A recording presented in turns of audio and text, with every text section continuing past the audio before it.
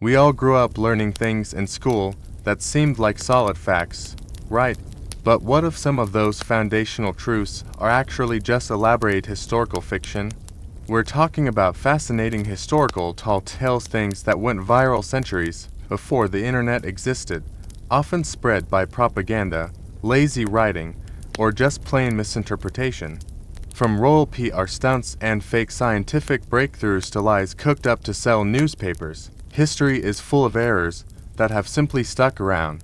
Today, we're tearing through 33 of the most stubborn myths in history.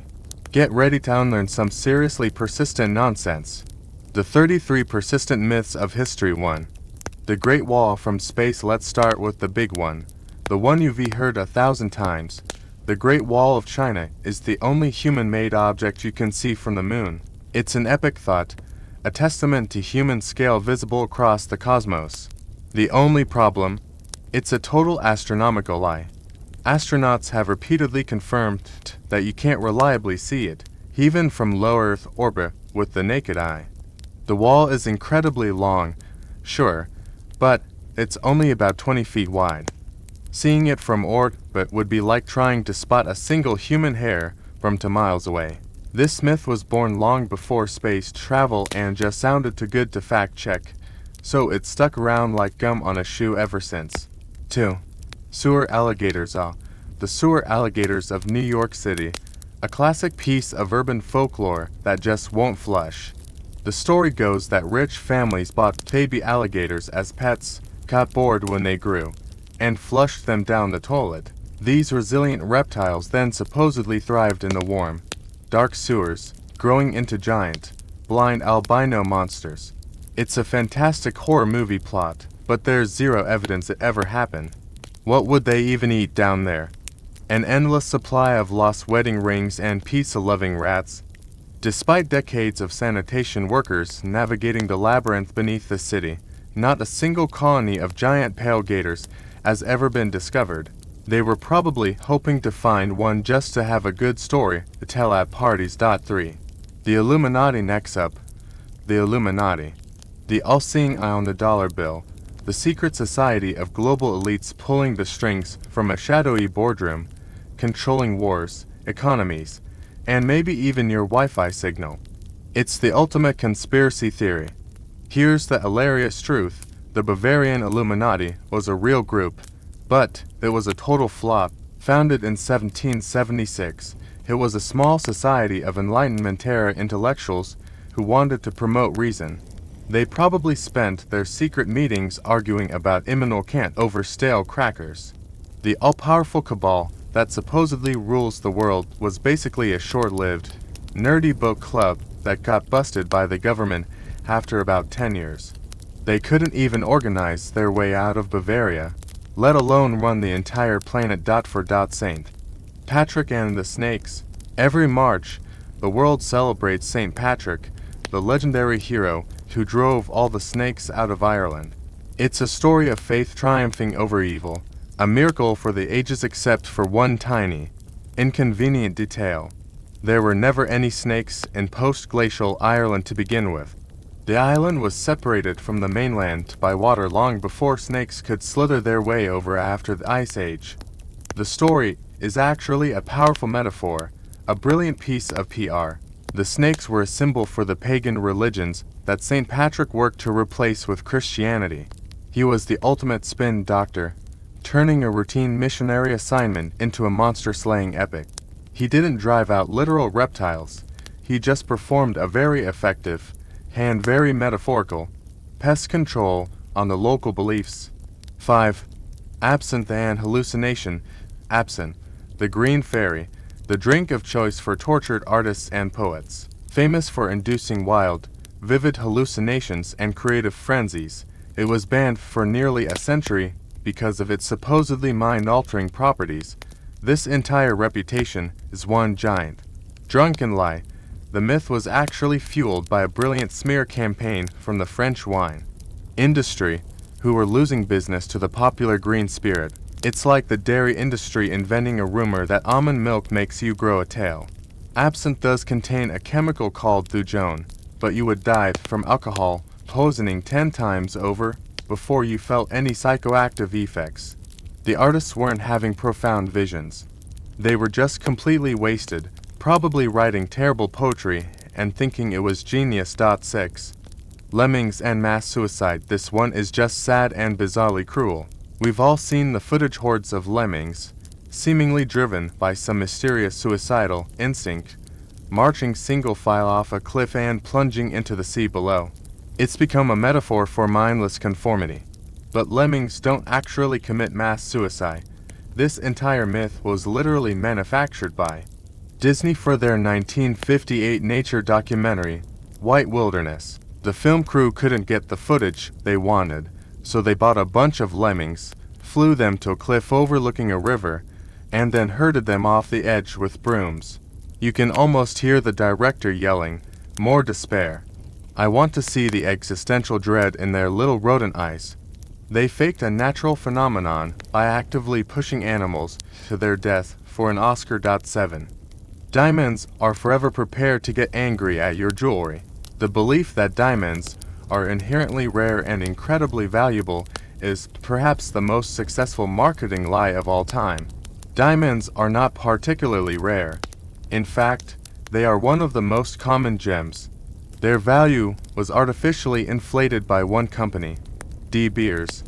In the 20th century, they established a global monopoly, hoarding diamonds to control the supply and drive up prices. They then hired an advertising agency in the 1940s, which gave us the slogan "A diamond is forever" and invented the modern tradition of the diamond engagement ring out of thin air. They didn't just sell a product, they sold an idea, and we're all still paying for it. That shiny rock isn't a symbol of eternal love. It's a symbol of marketing genius. 8. Elementary. My dear Watson, picture Sherlock Holmes, magnifying glass in hand. Having just solved an impossibly complex case, he turns to his loyal companion and says the immortal line, "Elementary, my dear Watson." It's the most famous quote associated with the character, and he never, ever says it in any of the original stories written by Sir Arthur Conan Doyle. Holmes says elementary, and he says my dear Watson, but the two phrases are never combined. The line was popularized decades later in theatrical plays and early films, becoming so famous that it was retroactively burned into our collective memory. It's the ultimate literary Mandela effect. Conan Doyle probably would have been baffled that his character's most iconic catchphrase was one he never bothered to write. 9. Flat Earth. In the Middle Ages, the myth about the Dark Ages is so pervasive that we even use the term to describe a time of supposed ignorance. Central to this is the idea that everyone in the Middle Ages, from peasants to kings, believed the earth was flat. This is a lie invented much later to make people from the past look stupid. Educated people in the Middle Ages knew the earth was a sphere. They had been reading Greek texts from scholars like Aristotle and Ptolemy for centuries. The real debate wasn't about the shape, but about the size. Christopher Columbus, for instance, had critics who weren't afraid of him sailing off the edge. They were correctly arguing that his math was terrible and the planet was much bigger than he thought. The whole Columbus proved the earth was round narrative was fabricated in the 19th century to paint him as a lone genius fighting against a superstitious, backwards church. 10. The unsinkable Titanic. The story of the Titanic is the ultimate tale of human arrogance meeting a very large, very cold iceberg. Central to this legend is the claim that the White Star Line advertised the ship as unsinkable. It's the perfect, ironic setup for a tragedy, but they never actually said that. The company used much safer, lawyer-approved language, like calling the ship practically unsinkable. That's a huge difference. It's the corporate equivalent of saying a phone is water-resistant, not waterproof. The media just dropped the practically because unsinkable ship sinks is a headline that writes itself, and nobody, that's the boring truth, get in the way of a fantastic story. 11. Cleopatra, the Egyptian beauty. Thanks to Hollywood, our image of Cleopatra is of a drop-dead gorgeous Egyptian queen, a siren who seduced powerful Roman men with her otherworldly beauty. Let's correct a record. First, she wasn't Egyptian. She was the last ruler of a Greek dynasty that had been in Egypt for centuries. More importantly, evidence suggests she wasn't a conventional beauty. Coins minted during her reign show a woman with a prominent hooked nose, a sloping forehead, and the sharp chin. Her real superpower wasn't her looks, it was her brain. She spoke multiple languages, was a brilliant political strategist, and had a charisma so powerful it made two of the most influential men in the world, Julius Caesar and Mark Antony, risk everything for her. 12. Newton's apple. The story is practically a cartoon. Isaac Newton is sitting under a tree. An apple falls, bonks him right on the head, and bang. He instantly understands gravity. It's a simple, perfect origin story for a world-changing idea. But the whole hit on the head part is a later addition to spice things up. Newton himself told the story that he was simply looking out a window when he saw an apple fall from a tree. The sight made him wonder why it fell straight down and not sideways or upwards, which sparked his thinking about a universal force of attraction. The reality is far less slapstick. There was no comical bonk, no ouch, just a quiet moment of observation that led to one of the greatest scientific breakthroughs in history. Turns out, genius is less about getting a concussion and more about just paying attention. 13. The Iron Maiden. The Iron Maiden. It's the stuff of nightmares and heavy metal album covers, a terrifying, human-shaped sarcophagus lined with sharp spikes, designed to slowly impale a victim in a medieval dungeon. It's the poster child for medieval brutality. Except it's a complete fake. There is zero historical evidence of this device ever being used in the Middle Ages. It was actually fabricated in the late 1700s, likely as a morbid art piece to be displayed in a museum to shock and entertain visitors. It was a macabre prop, the historical equivalent of something you'd find in a cheesy haunted house. The Middle Ages had plenty of genuinely horrific torture methods. They didn't need this over-the-top B-movie contraption that someone just made up for fun centuries later. 14. Abner Doubleday and baseball. Ask an American who invented baseball, and you might hear the name Abner Doubleday, a heroic Civil War general who supposedly drew up the rules in a dirt field in Cooperstown, New York. It's a beautiful, all-American origin story, and it's 100% baloney. The myth was created by a special commission in 1907 that was tasked with finding a purely American inventor or the national pastime, specifically to deny its obvious roots in the English game of rounders. They basically just picked a famous dead guy and pinned the whole thing on him. Doubleday himself never mentioned inventing baseball, and his diaries were full of military matters, not thoughts on diamonds and foul lines. America literally invented a fake inventor to win a cultural argument against the British. 15. General Tso's chicken. General Tso's chicken. That sweet, spicy, deep-fried staple of every American Chinese takeout menu. It's supposedly an authentic dish from China's Hunan province, named after a formidable 19th century military leader. In reality, it's about as authentically Chinese as a cheeseburger. The dish was invented in the 1970s by a chef in New York City who wanted to create something that would appeal to the American palate, which apparently means deep fry and cover it in a sweet galupi sauce. If you go to Hunan province and ask for General Tso's chicken, you'll just get blank stares. The real General Tso probably spent his life eating simple, regional cuisine, and would be utterly baffled to learn that his legacy in America involves stick-eyed, battered chicken nuggets. 16. The Trojan Horse. The Trojan Horse is one of the greatest military tricks in all of history. The Greeks, unable to breach the walls of Troy, built a giant wooden horse, hide soldiers inside, and leave it as a gift. The Trojans, in a shocking lapse of judgment, wheel it inside their city and celebrate, only to be slaughtered in their sleep. It's a brilliant story of cunning over brute force. The only problem, it was almost certainly a metaphor, not a literal horse. Most historians believe the horse was likely a poetic description of a siege engine, like a battering ram, that finally broke through the gates. Or it might have even been an earthquake sent by the horse god Poseidon. The story from the epic poems just sounds way cooler than they broke the door down with a big log. 17. The 300 Spartans.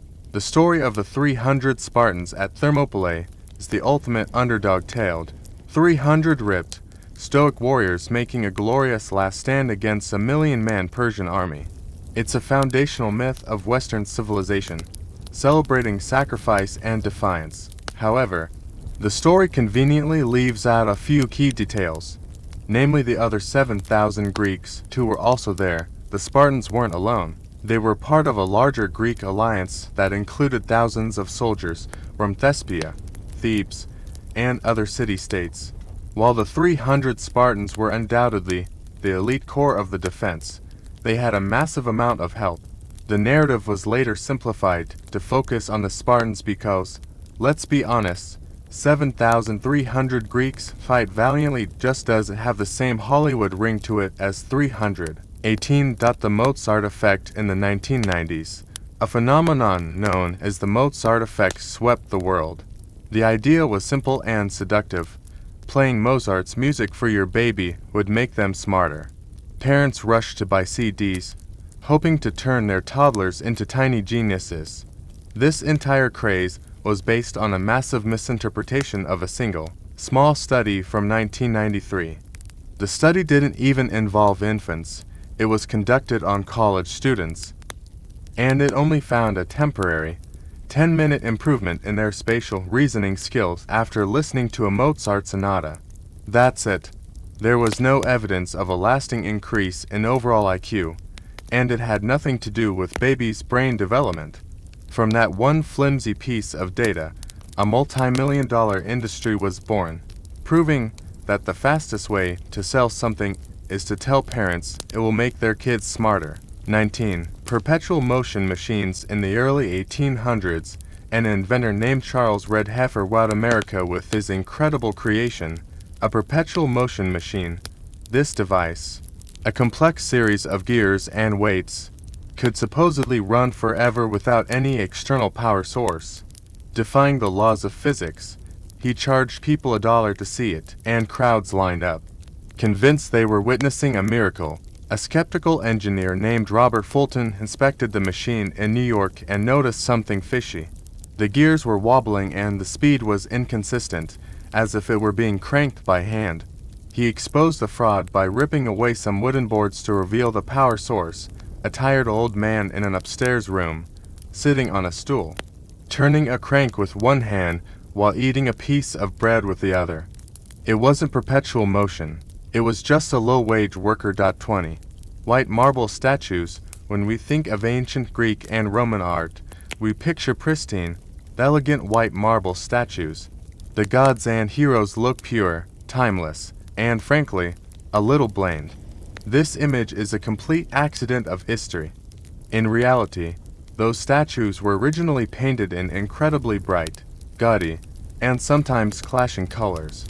We're talking vibrant reds, blues, greens, and yellows, covering every inch of them, complete with painted-on irises, eyelashes, and maybe even some tacky bronze accessories.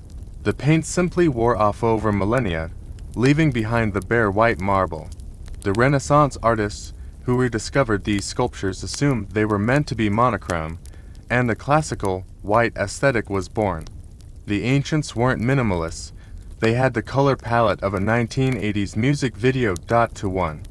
The Wild West Shootout. Hollywood has given us a very specific image of the American Wild West, a lawless land of constant danger, where quick-draw duels in the middle of Main Street were a daily occurrence. To steely-eyed gunslingers, a dusty road, a tumbleweed, and a clock tower striking noon. It's a fantastic visual, but it's almost entirely fiction. Organized, high-noon shootouts were incredibly rare. Most frontier towns were actually pretty strict about gun control, often requiring visitors to check their firearms at the sheriff's office. Violent deaths were more likely to happen in a drunken saloon brawl or a back alley ambush than in a formal duel. The romanticized image of the gunslinger was largely created by dime novels and later by Hollywood. because it's a lot more exciting than the reality of cattle rustling and property disputes. 22. The white cowboy. When you picture a cowboy, you probably imagine a rugged, white guy like John Wayne or Clint Eastwood. This image is a classic example of Hollywood whitewashing history. The reality of the American West was far more diverse.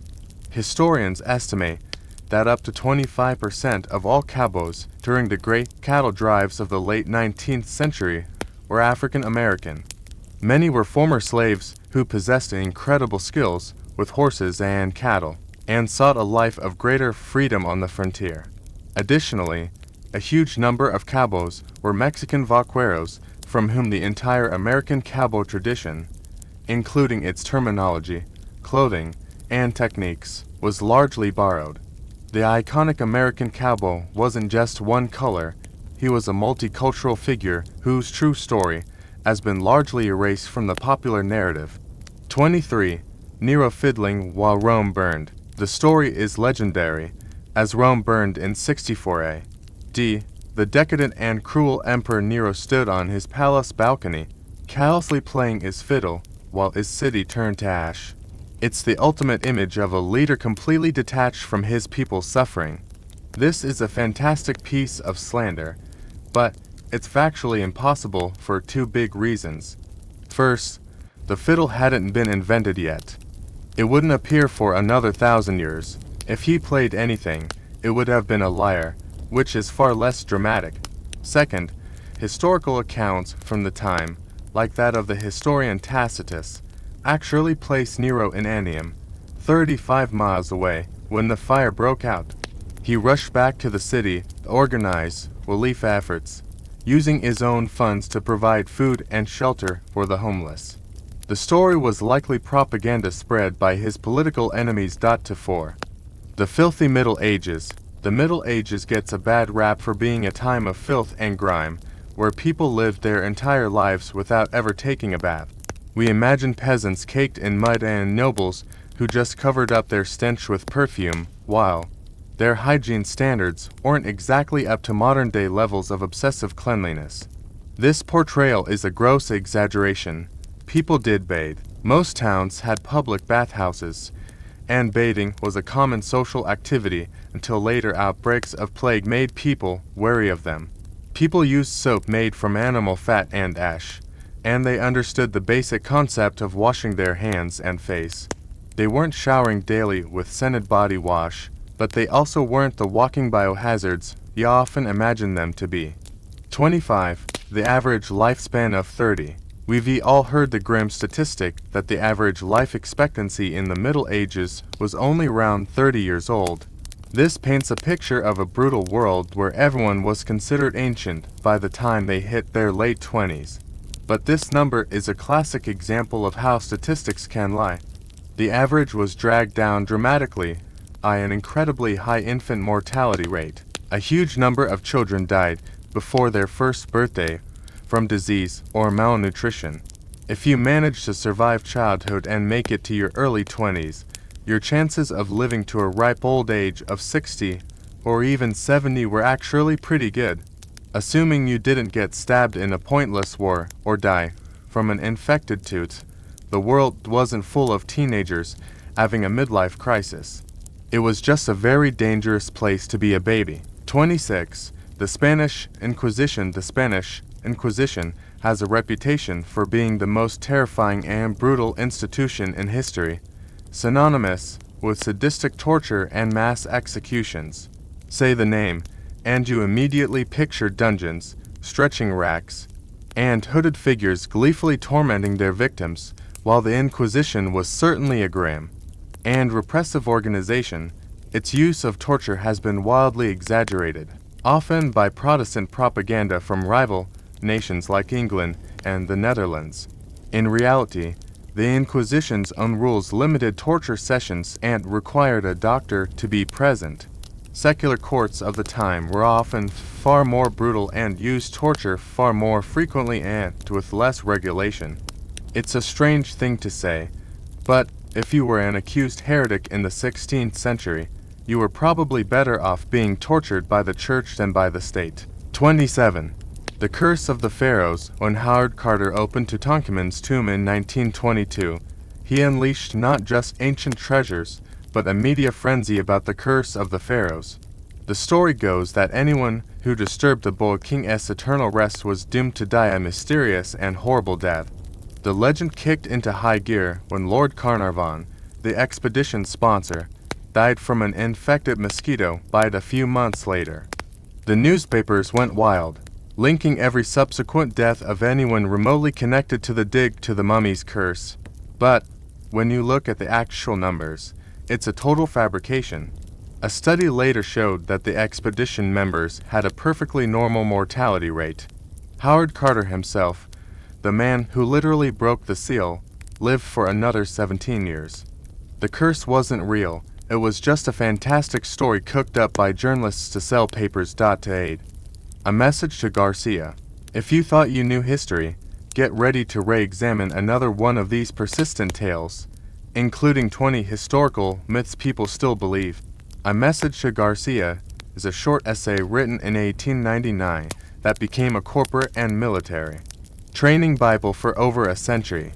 It tells the story of a heroic American soldier who is given a message to deliver to a Cuban revolutionary leader and, without asking a single question, overcomes every obstacle to complete his mission. It was held up as the ultimate parable of initiative and getting the job done. The problem is, the heroic core of the story is mostly made up. The real-life mission was far less dramatic, and a soldier, a lieutenant named Rowan, received plenty of assistance. The essay's author, Albert Hubbard, wrote the piece in a single hour to promote his magazine and fill empty space. He essentially invented a corporate propaganda tool that lionized unquestioning obedience, and generations of bosses have been handing it out to their employees ever since. 29. Ponce de Leon and the Fountain of Youth. The Spanish conquistador Ponce de Leon is forever linked with his obsessive quest for the Fountain of Youth, a mythical spring that could reverse aging. It's a classic story of a fool chasing an impossible dream through the swamps of Florida. But this entire narrative was attached to him after he was already dead. Ponce de Leon's own writings and official reports from his expeditions never once mention a Fountain of Youth. He was in Florida for the same reasons as every other conquistador, to find gold, claim land for Spain, and maybe convert a few natives. The fountain story was added decades later by rival historians who wanted to make him look like a gullible old fool. He was a ruthless colonizer, not a delusional guy looking for a magical spot treatment. 30. The Priory of Shen. Dan Brown's The Da Vinci Code introduced millions of people to the Priory of Shen, a secret society that has supposedly guarded the bloodline of Jesus Christ for centuries. The book presents it as a real, ancient organization with members like Isaac Newton and Leonardo da Vinci. This is, without a doubt, one of the greatest historical hoaxes of the 20th century. The Priory of Shen was actually invented in 1956, not 1056. It was created by a French con artist named Pierre Planard, who desperately wanted to be descended from French royalty.